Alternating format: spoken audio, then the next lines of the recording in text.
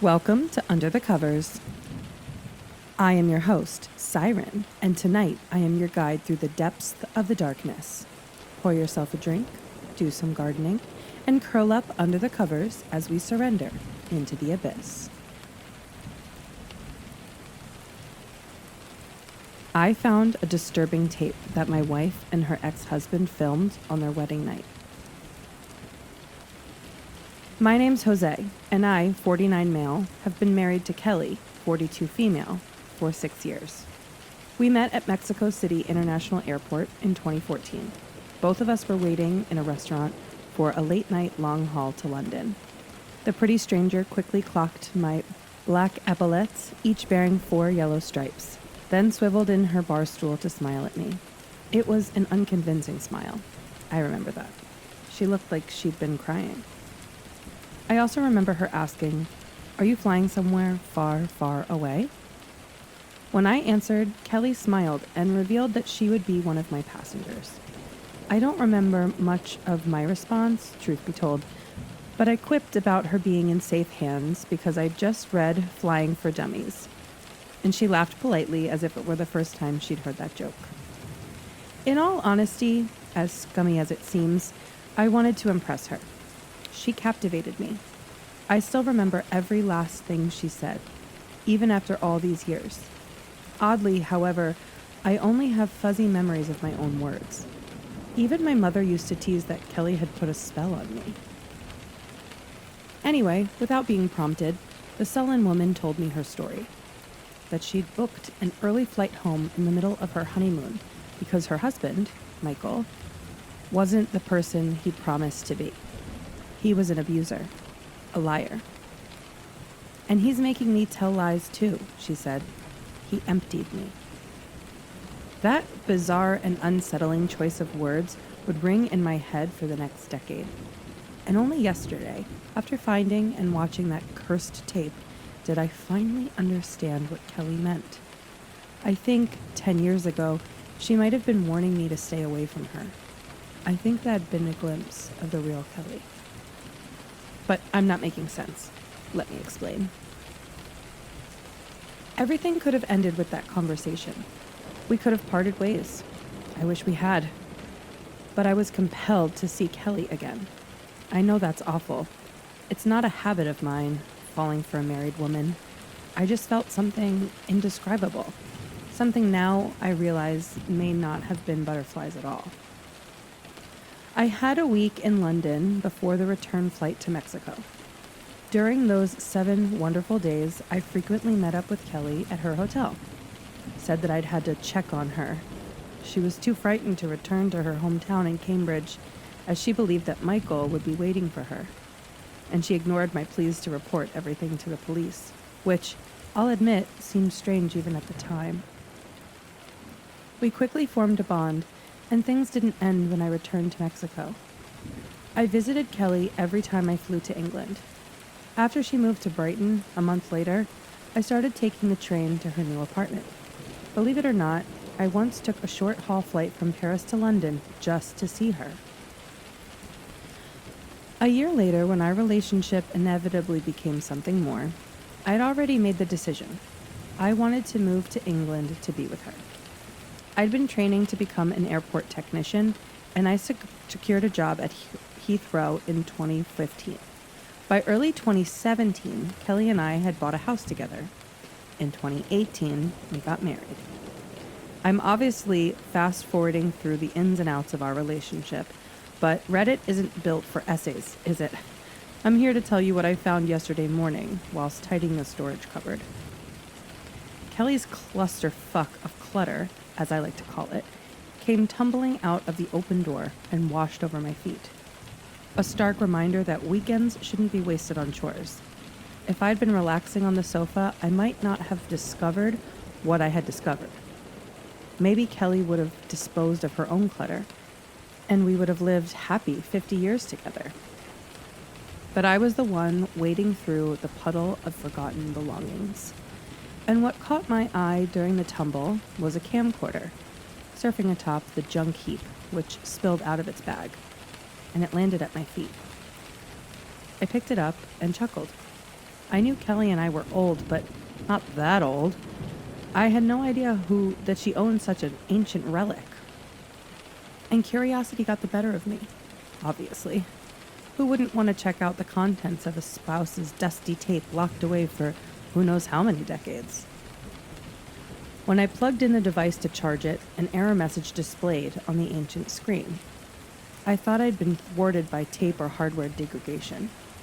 But I fixed everything, unfortunately, by cleaning out the filth from the tape slot. Then I rewound the recording and pressed the play icon. The white, pixelated text read 10/9/2014. For Americans, that's September 10th, 2014. And I quickly realized that was a week before I first met my wife. Everything slotted together horribly when Kelly stepped out of the hotel bathroom in wedding lingerie. I realized what kind of tape I'd found. Don't think less of me for watching it. It wasn't like that. Even degenerates, I assume, don't want to watch the person they love share such intimacy with someone else, let alone an abusive ex-husband. And Michael was abusive. Kelly wasn't lying about that. But she'd only ever told me fragments of the story. So even though I expected a raunchy sex tape, I wasn't watching for that reason. My eyeballs weren't sprinting from their cartoon sockets. Well, okay, I was watching the video keenly, but fear rendered me wide-eyed, not lust. I just knew that something was wrong with the hotel room. The only natural thing in the footage was Kelly. And as I watched my wife sprawl across the bed sheets, waiting for her filming husband to join her, I eyed the room's cream-colored walls. I didn't give a rat's rear about the interior design, but something hidden in the paint made me sick. You wouldn't understand unless you had seen the video for yourself. But then something in my head started to ache sharply, much like a migraine brewing behind my sockets. But it wasn't that. It was a painful urge which prompted each of my squeaking eyes to twist. I looked, without even wanting to look, at the edge of the screen, searched for something that was only just beyond both the border of the video and Kelly's vision. I wanted to scream at the younger version of my wife as she lay still, as she watched Michael with caving dimples and a provocative grin. I wanted to scream at her to run, though I didn't know why I wanted to do so. That was the most terrifying thing of all. I didn't fear the obvious horror of watching my wife and her ex make love. I feared something else in the room, something I didn't understand.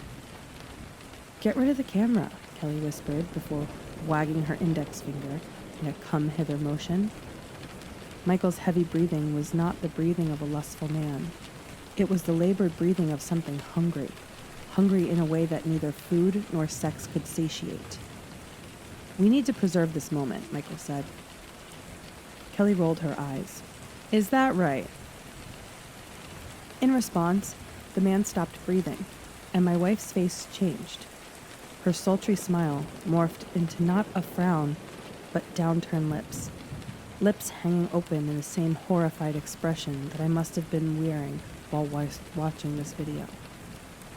Michael hacked, as if bringing up a hairball, then promised, "I'll put it down." He placed the device on the dressing table and walked over to the bed, but Kelly did not thank him. She whimpered and recoiled. Not due to Michael leaving the camera recording. I don't think she even noticed its red blinking light. No, my wife was still frightened because she sensed a presence. Not her husband, not the room's seedy atmosphere, not even the claustrophobic nature of the walls.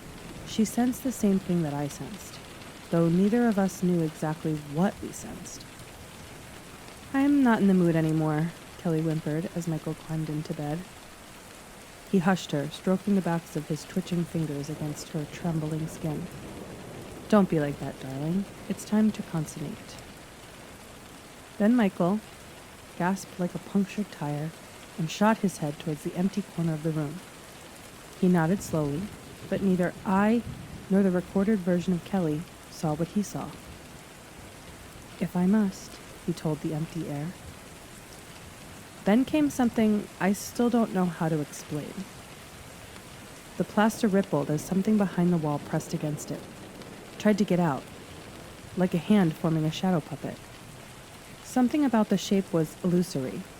It could have been a man, could have been a monster, its outline rapidly changing from a tall thing with arms and legs to a misshapen blob of indiscernible segments. After less than a second or two of the wall bulging, its plaster flattened again, and the living shape was gone.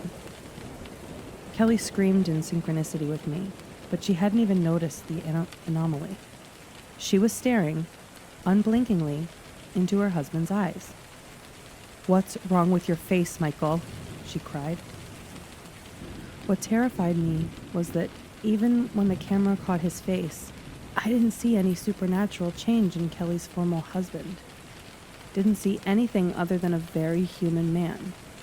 One with an unkind smile and dead eyes, perhaps, but still a man.